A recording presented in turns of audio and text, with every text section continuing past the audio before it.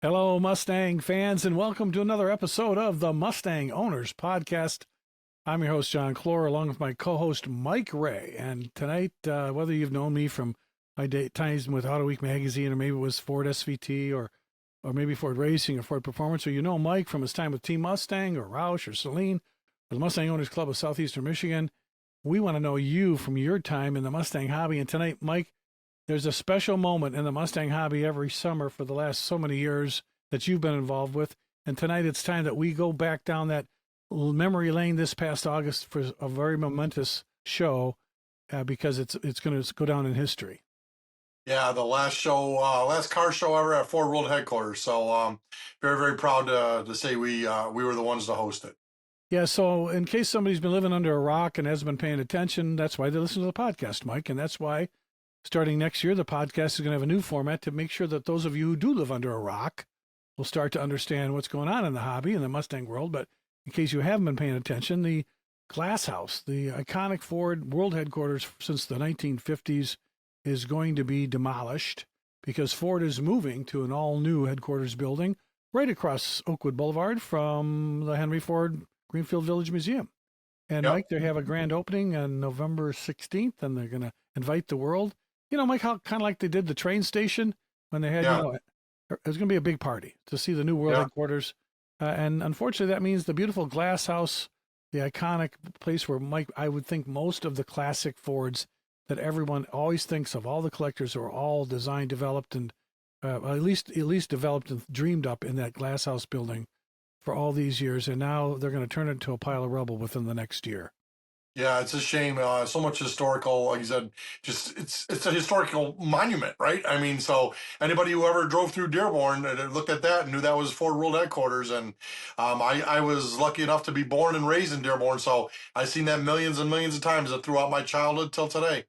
So is that why when you became president of MOCSEM, after trying out all these different venues, your big annual car show, Mustang Memories and All Ford show in Dearborn, is that why you kept steering yourself to one day I'm going to have my Mustang Memories show in the back lot of World Headquarters? You know, I really, really wanted that from day one, and I kept asking when I first joined the club. And our former president, who passed away, he said he tried to get there, and he worked at Ford, and could never get that lot for usage for some reason. And that's when I contacted you and said, John, who do I need to talk to here because we need to make this happen. So it was kind of like a challenge to get there, and we were granted and awarded it. And our first show there was 2010.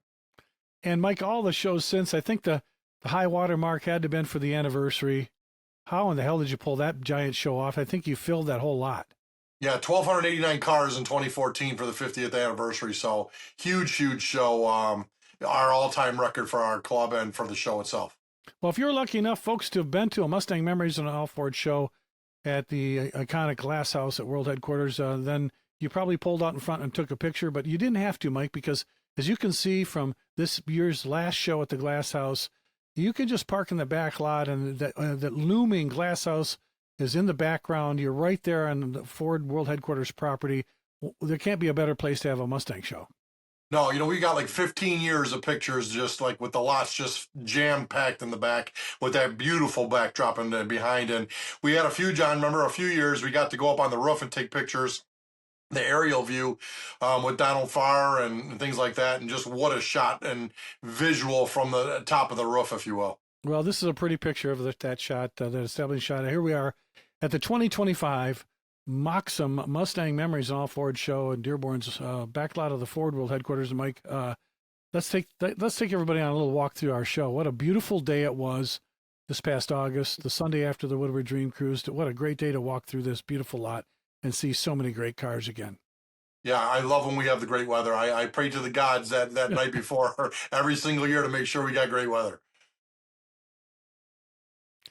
Well, this year you had so many. Yeah, didn't you have a bunch of guys come to you and say, "Hey, let's start doing gatherings at your show"? Yeah, so we always do different themes each and every year, and I can't think of one theme that we haven't done. So really, really cool. But man, that Celine's really gorgeous, huh? Yeah, Fox body Celines are rare. We had a lot of Fox bodies there this year. You had a lot of cars that raced, Fox body race cars in the motorsports era. You had the Thunderbird 70th anniversary there. You had 7-Up cars. You had Ford GTs, and And I think the big surprise, Mike, I think was the Cougars. Let's see if we can find one of Joe Deladvitch, who's shot these beautiful photos for us. Let's see if he can find some birds as we walk up and down the aisles behind headquarters. Yeah. Oh, here we go. Of course, it is a Mustang show. And Mike, I see red center caps on that anniversary car. Yeah, if anybody knows about the 60th anniversaries, the red center caps were delayed for quite a while, but they're all out and about now and on the cars the way they're supposed to be. Looks really great. Oh, here we go. So every once in a while, you got to have a 65 Mustang, and every once in a while, I don't care what row you went down at Memories, you saw a first gen. Some of them had stories, all their own, great resto stories. And of course, we in our club have been blessed with the Orantes car and a couple of other 65 and 66s that are just world class. And I think if you literally took all day long to read all the storyboards on all the cars that are there, it would take you all day just to do the reading. But it's really, really cool, especially if a car catches your eye and you want to know the story behind it. Yeah, I think that was a restoration job. That may have been one of the picks from the Haldeman Award. Yeah. There were so many great stories there, Mike. Yeah. Okay. What did Bill Ford say? There's nothing like owning an original Mustang convertible. Say if you're driving down the PCH with the wind in your hair, for those of people out there who have hair. Mike, no knock on you. I like your hair. But there's something about an original first-gen Mustang convertible, especially this red one with a white top. Come on. Yeah, absolutely gorgeous. And like I said, I love my favorite thing about Mustang is if you look at one, you know it's a Mustang. You don't need to read a badge or anything like that. Everybody knows that it's a Mustang. For sure. Now, we've had, you also ran MOCSEM, the Bronco Owners Club of Southeast Michigan. And you always had a lot of Broncos at the All Ford show behind headquarters. Yeah. But this year, I couldn't help but see there seemed to be like a matching set. But the one's a real Ford Bronco. What the hell is that other one? It's well done golf cart, if you will, that's on steroids. And George Huseman has that. And he gave me a little parade lap around the show in that thing this year. So it was really cool. That thing drew more eyes than the real Broncos because he had it painted up with that orange gold color to match his original Bronco. And I'm telling you, that thing drew crowds. People were following it as it drove up and down the aisles. The funny story is the head of security for me said, Mike, there's a guy driving around in a Bronco golf cart. What do you want me to do with him? I said, let him go wherever he wants to go because everybody wanted to see that. Good old George from CDC, Classic Design Concept. What a great pair of vehicles. Of course, this real Bronco was the one that we were interested in, but great job, George. There we go, Mike. My first car was a 57 Ford. It was not this absolutely beautiful Fairlane 500 convertible, white over red. It was a dull battleship gray four-door with a 292. But this just goes to show you that, the 57 Ford, when it turned big when the rest of the 57 cars were small, what an absolute beautiful picture of Ford design from the 50s.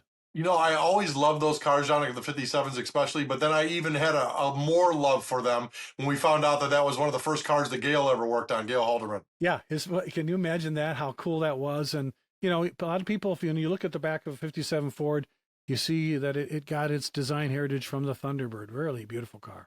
Yeah. Now, come on, Mike, what's that? Fast car. Yeah, so there's been a lot of GT40s. There was a lot of Daytonas, but then there's a lot of the Mark cars, and they do a lot of. Everybody loves a Ford GT race car, whether it's a kit car. But I think these guys that have the original Mark street cars, and anytime you flip the hood on a Ford race car from the '60s, everyone's going to check out, is that a 427? How authentic is this? And to have these guys who love Ford so much to bring their very expensive, really cars for the track out on show day. That's why you go to Mustang Memories. Yeah, absolutely. And, we have a very, very diverse bunch of cars, which I absolutely love. And so many people get confused because other people show names too. It's called Mustang Memories, so they think it's just a Mustang show, but it's an all Ford show. And I love seeing all the other Fords. Absolutely. All right, Mike. I know when Gail Haldeman was with us, we used to take him up and down the golf cart behind headquarters, and we'd ask him to pick his favorite. And, we took him to a couple. I'd said any generation you want, and he had at the time 6 generations. And what was it about Gail Haldeman that he always had to go pick a first generation fastback? Yeah. And now Yeah. I bet you if he were alive this past August and went to Mustang Memories, this absolutely stunning candy red 65 fastback had to be his choice. Yeah, I definitely agree with you on that one. That one stuck out to me too, and I know what it caught Gail's eye. Now, one of my favorites, and the one I awarded the Ford Performance Sponsor Award, Mike, Yeah. was the what's that old Bible phrase? Whoever loves the least of our brethren, you know. This Ford Pinto had, I think, either 650 horsepower in it, and when it got on, rolled down to be registered, after it was registration, came into the lot, I could hear this thing 2 blocks away. And when I went out Isn't to that an look at it, awesome car? oh, the paint, the build, the workmanship on this 72 Pinto was off the charts, and I wouldn't mess with that guy. 600 horsepower in a 2,000 pound car. It was just hang on to your ass. That thing was And where do you awesome. see those at? You don't see them anywhere, so it's so cool to have it be at our show. Yeah, and especially one that you don't want to mess with. Yeah. Oh, here you go, Mike. Now, it's a Mustang show, and a lot of people want to go to the Fox Body show, but I love all the Capris. I like the ASC McLarens. I like all the rare vehicles you had out there. And this white stunner, there's just, you turn your head because the monochrome paint, the white wheels, there's just something that makes you turn around, and there's probably no mistaking why Ford for its new FX series brought white wheels back on a monochrome Mustang. Yeah, you do not see too many in that color combination that we're looking at right now. That's very, very rare. Well, as I said, Ah, Mike, the Broncos were out, but the problem with some of the Broncos I saw at Mustang Memories this year were they weren't ones I would take to work. no. I would I would count this green machine with just basically roll bars. I'm surprised he left the doors on it. Where the lift is so much you'd have to go to Home Depot to buy a small step ladder to get into this Bronco. But Yeah. these guys are as proud of these Bronco off-roaders as anybody is of a race car. And this vibrant green, what a great looking truck. Yeah, I absolutely like. Look at that! Like, how cool is that? You can all the little kids that were there and pointing up to it, and it Yeah. looks like a big monster truck to them. And yeah, we're super cool. Oh, there we go. So we talked about some of the, Detroit's been, we've had Grand Prix for a year, all kinds of racing at Belle Isle and downtown. And, when Ford Motorsports was involved in a lot of the races, some of those early Fox Body Mercury Capris and Ford Mustangs were snapped up for some of the pace cars and a lot of the race cars. And a lot of local guys, Mike, have some of these Capris and Fox race cars and pace cars stored away in their garage. And I always love to see them come out to Memories. Yeah, that might be Jason Ringette's car. He's the one that heads up that little registry, and yeah, it's great to see those when they come out, and especially the Grand Prix cars, and yeah, super, super cool to see those. Now say what you will about great Fords, but when you think of Lincoln, and I had a discussion again with Gail Halderman, who talked about the greatest days of Lincoln, where the Kennedy limo era, the elegance, the land yachts that people call them. But now, Mike, these classics, open center door Lincoln Continentals, especially convertibles, are just the absolute rods to have. Everybody's buying them up, restoring them, bagging them, putting them down. But this thing wasn't custom. This looked like stock, like it just came out of the showroom. What an absolutely stunning version of a Lincoln Continental convertible. Suicide doors. How cool is that? Yeah, you don't see too many of them, and our good friend Paul Brewery has one as well. Oh, I'm Yeah, going to have to get a ride with him. yeah. Well, there we go. We see the Cats Cougar Club was there. And Mike, this one surprised me with Thunderbird having a 70th anniversary. I know there were people that went up back to the bricks or people that went on Woodward with their T-Birds, but I really was thinking that Thunderbirds would outgun the Cats. But man, did you have the Cougars there? I didn't wind up counting them, but there were too many to count. I think at least 39. I think we had yeah, 39 almost of 40. them. Yeah. Yeah.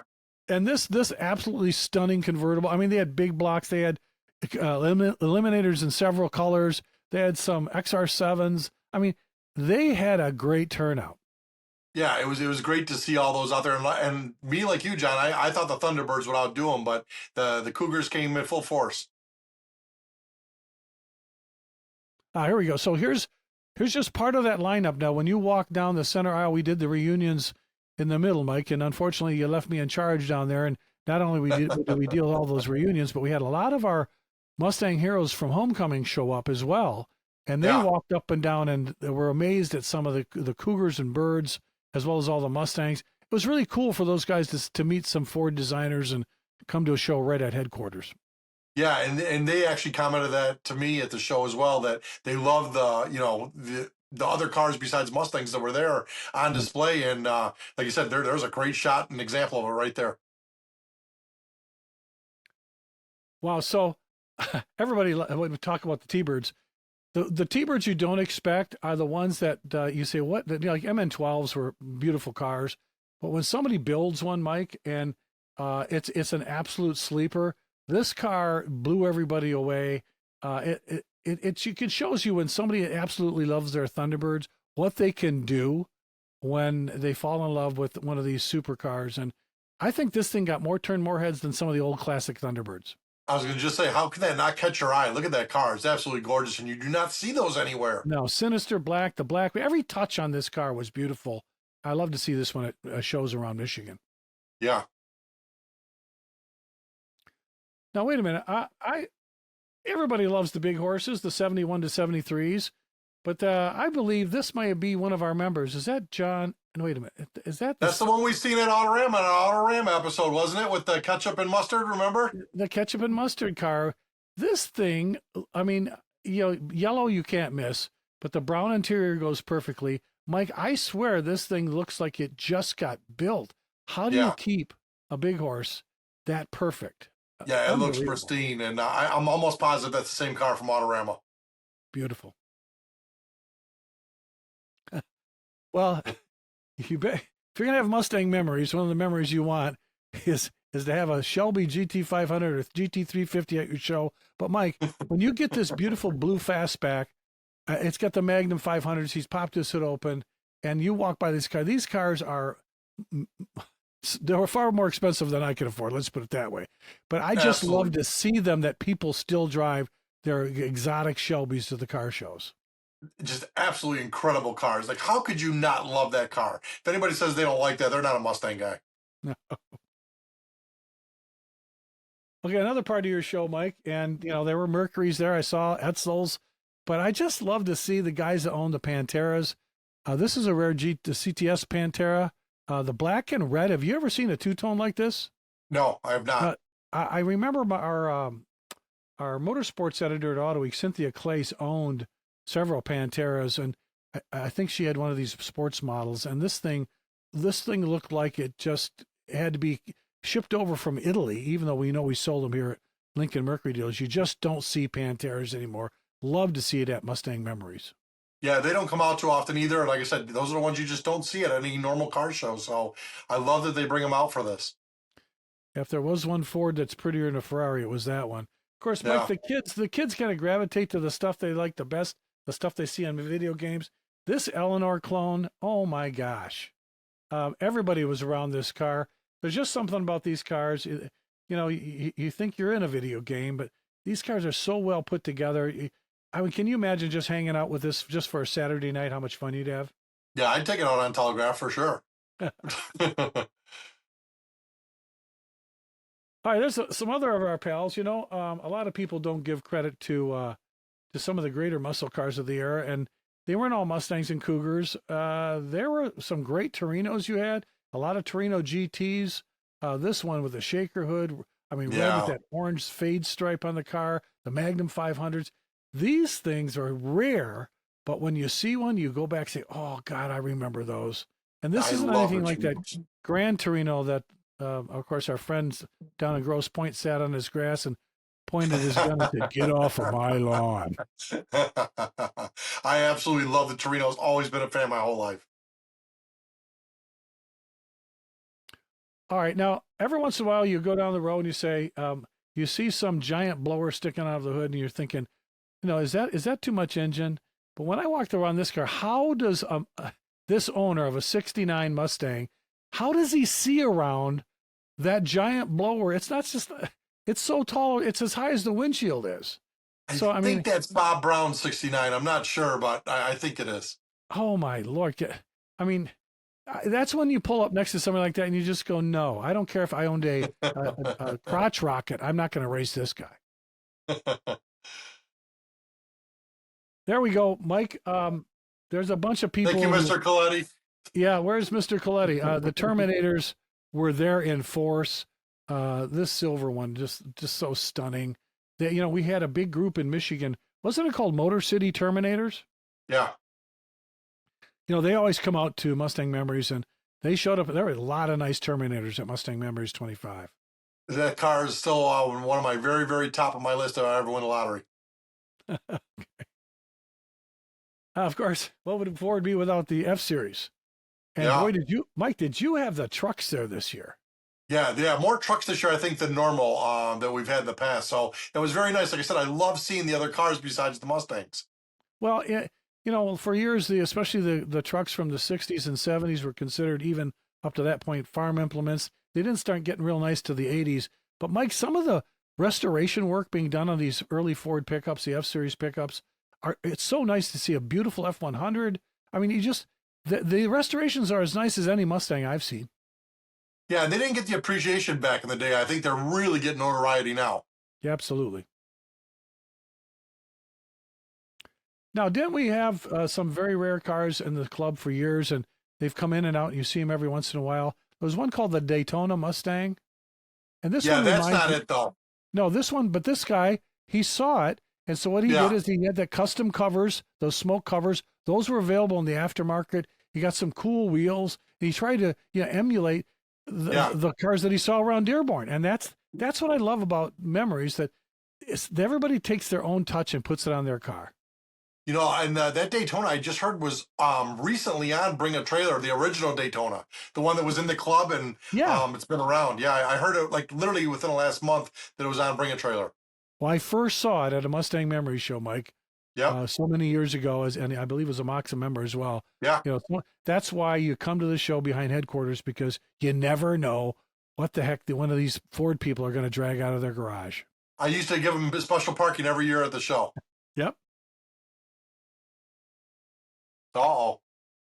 Well, of course, anybody that loves Mustang has to love the King Cobra of 1978, where we stuck it right up the nose of Burt Reynolds and his Screaming Chicken Trans Am with our Mustang 2 King Cobra with a big 5.0 emblazoned on the hood. This is what belongs to one of my favorite people on earth, Steve Caesar and his wife Angie. He put this thing back together, nut and bolt restoration of this beautiful gold on white King Cobra. Mike, this thing wins awards everywhere it goes. Yeah, and it's got that orange interior, right? So, I mean, absolutely love it. And they did such a great job. And like you said, couldn't be two better people in the entire world. No, and I don't care what you say about plaid interiors. I love them. I should have saved my plaid cuff, one of those cuff dress pants with a 2-inch cuff on them. Yeah, plaids, baby. Yeah. Wow. Okay. You can say what you will about the Shelbys, but when you have a red, especially, it's got to be a Arrest Me red. You've got to have an Arrest Me red Shelby. Bring it to the show. Now, he parked next to a green Bronco, but it's almost like Christmas colors here. But if this guy doesn't command attention on any street in America, I don't know what can. Yeah, absolutely gorgeous. How can you ever go wrong with a car like that? Now, Mike, usually the police stay off your property. Gotta love those SSPs. Well, the SSP guys, there's a big Michigan contingent.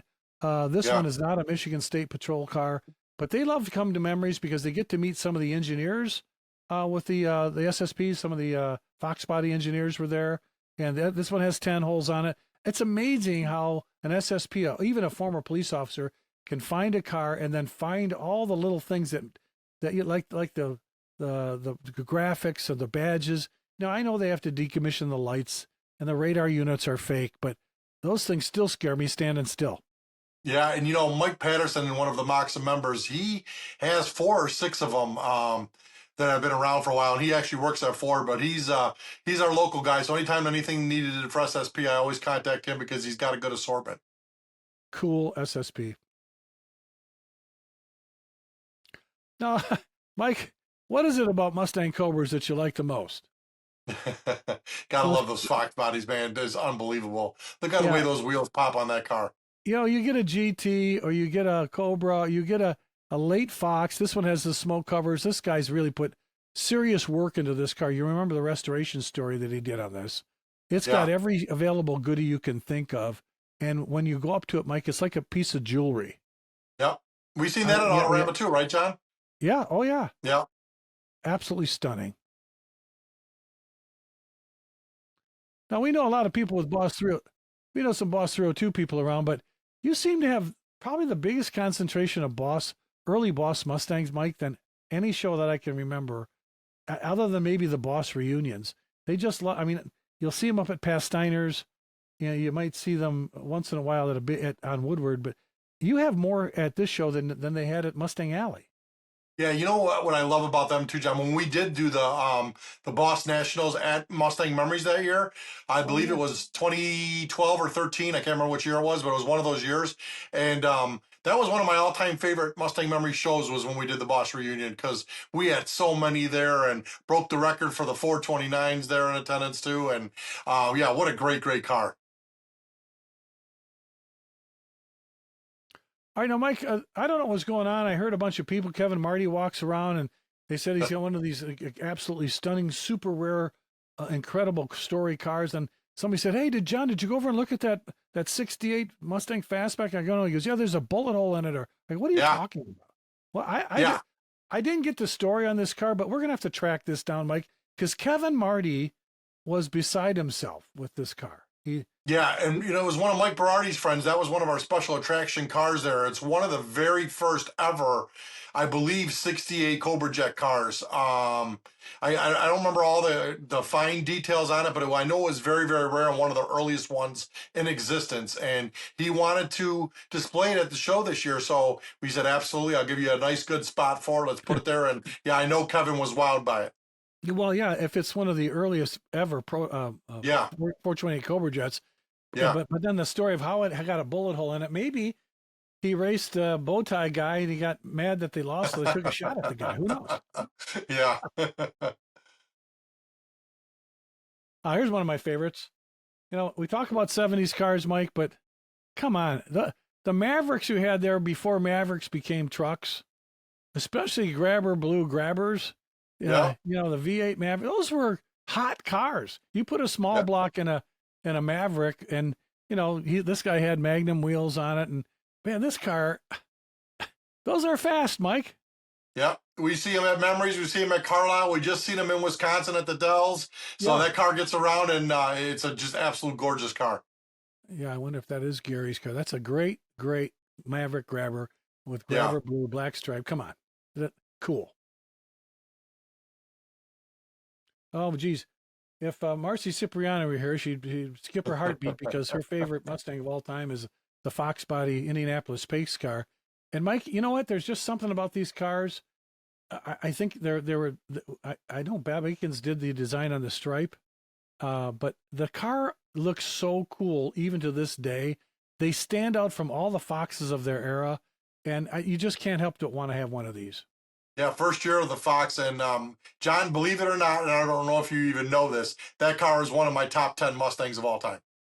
Was it the fading pony that got you? The I just running on the love side? the whole thing. I love everything Black and about that silver? car, and yeah, Yeah, it's yeah, just these. I mean, I know Berardi's got one in his collection. They're just awesome, and they're beautiful to yeah, look at, and they're fun to drive. What a great car! yeah.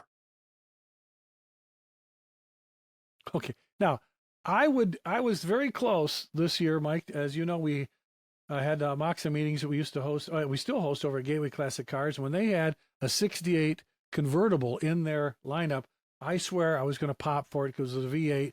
Who Yeah. doesn't absolutely love a '68 Mustang convertible? And when I saw, there's something about them in blue. I know your buddy Jim Demmer of Demmer Ford. Yeah. He's got an Acapulco blue fastback, but this blue '68 convertible, that's so classic. Look how beautiful that color shines in the light. It's just Black absolutely top, gorgeous. black interior, Mike. That doesn't get any Yeah. cooler than that. Yeah. Now here we go, our Thunderbird guys. I expected a bunch of the guys to roll in with the baby birds, the 55s to 57s, but I love to see a lot of those past this. Once you get past 62, 63, the 64s, the 65s, I love looking Yeah. in the 65s with that wraparound back seat. This one, it's rare to see them in this bright red. Especially the bigger cars. The Landau versions. These cars are such a big piece of history. I just love seeing them when they're this beautiful. You see a lot of them that need restoration, Mike, but give credit to those T-Bird guys on their 70th anniversary to take some of these absolute stunning, either restored or original Thunderbirds out to the show. I love that they all came and showed out. We were celebrating our 50th year of MOCSEM this year, and it was such a huge, addition to the show was to have all those guys come out this year and do the birds, cats, and ponies with us. I loved it. Okay. Woody. Yeah, I would. Would he? Sure he would. Oh, Ford Woody, my brother had a thing for 39 and 40 Fords. And once you introduce the Woody option, I think this car I saw in Woodward a couple years ago, it's just something about the real wood. This isn't vinyl stick-on, folks. No. They used real wood on a 44. And then this green, the military deep green with the natural wood stain, that just looks so outdoorsy. You got to fall in love with that thing. Yeah, you don't see those often anymore either. So it was really, really nice to see that. The big wide whites, love every inch of that. Now, here we go. I know for years there was something about the sinister look of a 65 Mustang in black. Yeah. And ever since we've had Bradley Belcher come up with his car, Maxine, black with red stripes. Mike, every time I see a black first-gen Mustang with red stripes, I turn my head, whether it's a fastback or a convertible like this car. The black and red just does something to me. Even you had the red lines on this car. It makes you want to make this guy go take you out for a beer and tell you the story of this car. That literally looks like a Hot Wheel Matchbox car, doesn't it, John? Yeah, absolutely. Yep. Mike, it's a shame that we can't go there. I know they're thinking of knocking. They're going to start dismantling the headquarters, I guess, this winter. They got to go inside and do a lot of abatement. I don't know when the building comes down. Probably this time next year. They'll be down on the ground. And the new layout, we're going to have to go check out the new headquarters. It's kind of like one of those Google campus things where they put the cars in garages. They don't have those big, expansive lots. But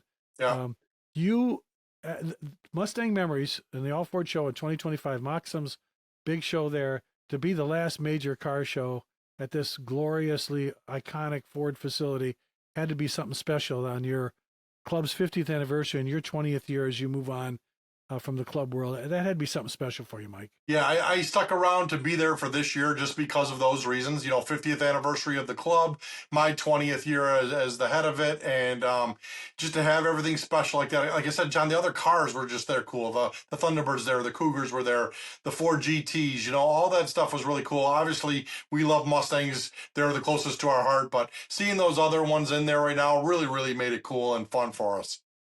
Well, congratulations to MOCSEM and Mike, you for your 20 years of service to that great club, and for the idea of having a great big car show the day after the cruise at Ford World headquarters all these years.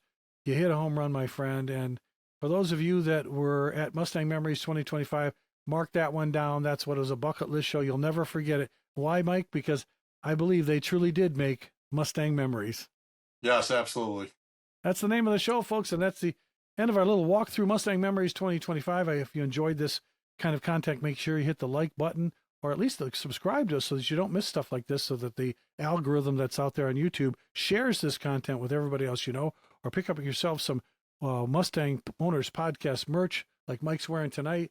You can pick that up on svtstore.com. And if you have any questions or comments, send it to us at clubhub@ford.com. So until next time, we're just going to have to catch you down the road.